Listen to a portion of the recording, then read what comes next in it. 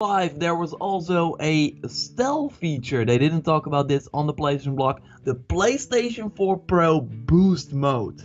So does this matter? Here to discuss with me is Zach Sharp, also a PlayStation 4 Pro owner. Hey man. Hey, yeah, I got the PlayStation 4 owner tag a little while ago, so yeah. It's interesting because you talked about like your critique for this system for the PS4 Pro was that some games, like The Witcher for example, didn't run better on the PS4 Pro, while the PS4 Pro has way better specs than the regular PS4, and that seems to change right now. With the new PS4 update 4.5, I think it's going to release in early March, so we're looking at a March 6th or March 7th release date, if my prediction is correct. Anyway, so yeah, when you can expect this boost mode. But what it does is that games that haven't been patched with a PS4 Pro patch, so if the game, for example, Shadow of Mordor has a PS4 Pro patch already, this boost mode doesn't do anything, because yeah, you can't like boost something that is already boosted. So it will just look at games, for example, Bloodborne, a really popular example, Witcher, GTA, that haven't got a PS4 Pro boost like patch, and enhances that experience a little bit. So it gives them more frame rate options and maybe even a better resolution as far as I understand. So yeah, it opens up the bigger capabilities of the PS4 Pro to those games. Well, yeah, first they were just the regular PS4 versions you were running. I saw some comparison videos, for example with Bloodborne. They went to like this area, you see it right now in the video, where a lot of enemies spawned, and you were killing that. And on the regular PS4, it like totally hinked, and yeah, there were some stuttering and stuff like that. With this PS4 Pro boost mode, it ran way more smoothly. So it still had some hitches here and there, because it's still like some sort of software-based improvement. I think that if they really made a Bloodborne PS4 Pro patch, they could really go more in depth. But this is better than nothing, and you really see that it does run smoother. And even The Witcher also runs just better, like what you come to expect from a better piece of technology than the PS4 was. So do you think I just wanted to mention that on there before you ask that question, because I'm pretty sure I know where you're going. On Polygon, they mentioned like a whole breakdown and everything, and they showed a picture of the interface that you'll boot up in system in order to enable it. And it says word for word, experience improved gameplay, including higher frame rates. It doesn't mention resolution or anything, just frame rate. For games that were released before the introduction of the PS4 Pro. So basically retroactively helping the Pro out with giving better performance for these older games without developer intervention. And then turn this off if you experience unexpected behavior, which is interesting. Absolutely, because I mean, like I said, it's not like they really made this especially for the game. So it could be that, for example, the frame rate goes all over the place, like there's no stable frame rate anymore, or something like that. So that is interesting. So my question to you is, does this matter? Is this like, because a lot of people are saying, whoa, I'm now going to get the PS4 Pro. Whoa, this is amazing. But do you think this is like that big of a deal? It is.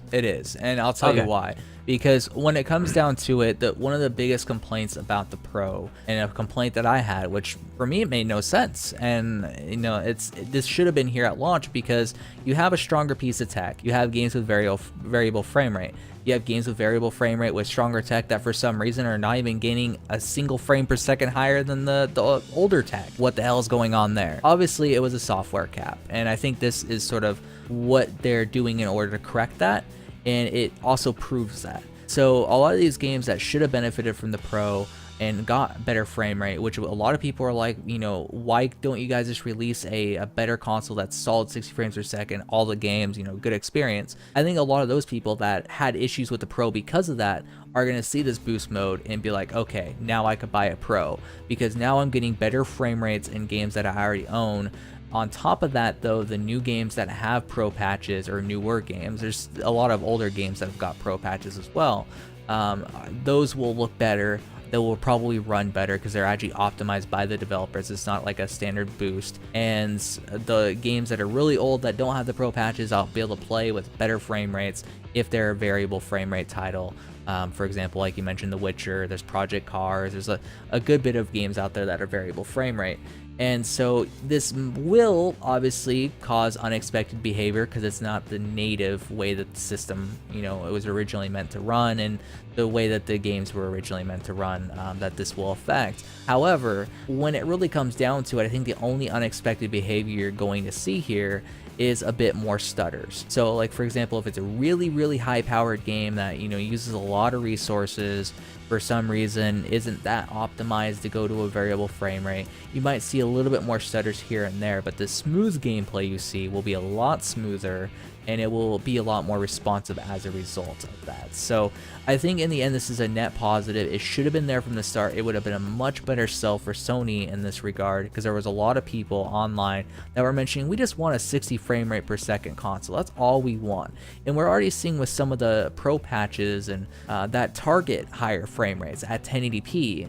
So now that there's this boost mode here for the older games to retroactively sort of make these games a better experience on the Pro, I think that's going to definitely tide a lot more people into the ecosystem, especially once there's more sales that go on, like during the holidays coming up. So I think that's going to be a much easier sell for them. I think the PS4 Pro is looking better and better now, and this is really, like you said, what they should have done at launch. But it's always like, okay, we can delay it with this feature and then launch it in March, or we can put it out during the holiday season. Okay, let's just do that.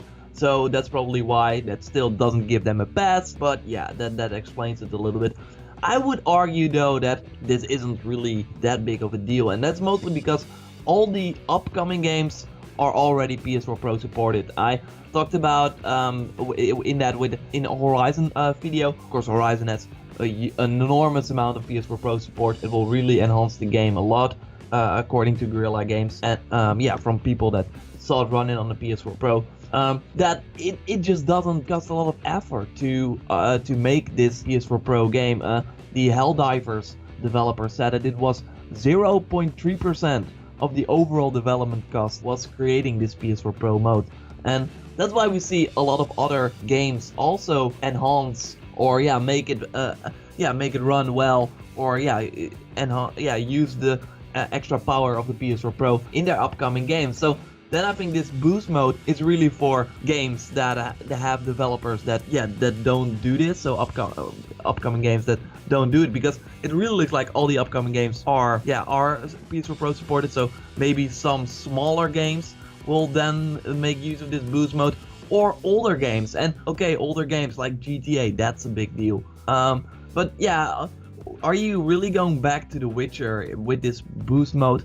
Maybe you haven't finished it yet, then it's cool. But I think that the owners of a PS4 Pro are hardcore gamers that probably, we are here sitting and we both have a PS4 Pro. I know we both didn't finish The Witcher 3, but I don't know if I'm ever going back to that game. But I can imagine that a lot of people that have these PS4 Pro already finished all those older games that are now boosted. So I don't think that this is like as huge to make you want to replay this whole game, because I think it helps though. And I think it helps a lot, because there's a lot of people out there that don't necessarily buy every single new game that comes out. They have a collection that they like to play, and knowing that their collection is going to run better on this system now definitely does ease their mind. Because for example, there's games like Wolfenstein The New Order that was based off of dynamic resolution scaling to maintain a stable frame rate. And what that basically means is, if for example there's a high effect moment going on in the game,